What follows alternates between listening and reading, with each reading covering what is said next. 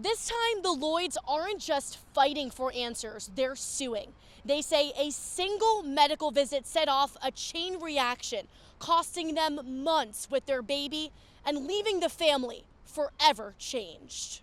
How did you jump out on me? The Lloyds say everything unraveled in a place meant to heal. Not a courtroom, but an emergency room. And it just really was damaging to our son and our daughter and to Jerika and I. For 5 months, the state kept Jeff and Jerika Lloyd separated from their baby girl, Janae. Now the Lloyds are fighting back in federal court. From the beginning, we've been adamant about accountability, holding people responsible for all these, systematic breakdowns and failures from individuals and, entities involved. The lawsuit names 3 defendants: an emergency room doctor at Vanderbilt University Medical Center, and Rutherford County. The case began when 6-month-old Janae began favoring her leg. The family's longtime pediatrician ordered x-rays and found a small fracture.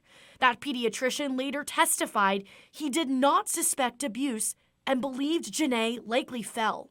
Wanting extra care, Jerika says she took Janae to the emergency room. The lawsuit says the ER doctor, who works for Vanderbilt, never physically examined the baby, relying only on a radiology report. The Lloyds believe that ER doctor treated suspicion of abuse as fact. The ER doctor filed the highest priority report with Child Protective Services. At that point, I was very upset because I couldn't believe that somebody was actually saying these things to me, because I would never hurt my child or children.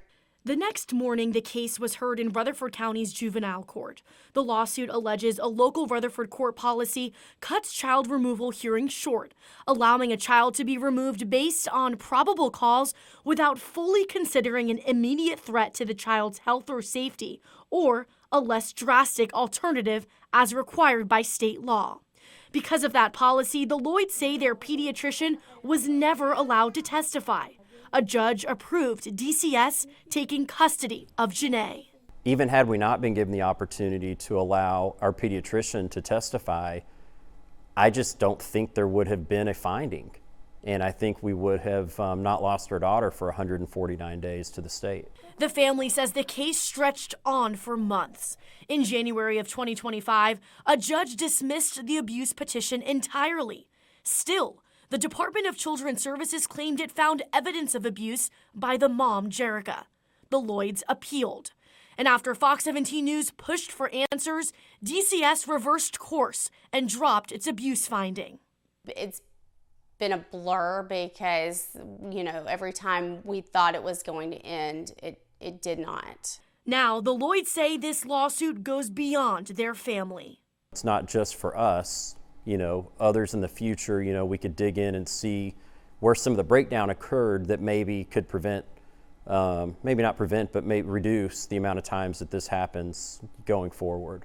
The family seeks damages and change. They argue no parent should lose a child because of assumptions, shortcuts, or policies that they believe conflict with state law.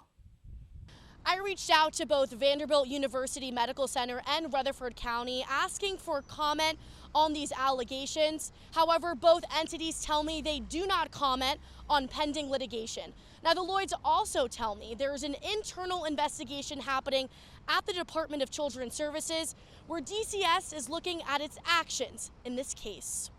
Reporting in Nashville, I'm Amanda Chin, Fox 17 News, your Code Red station.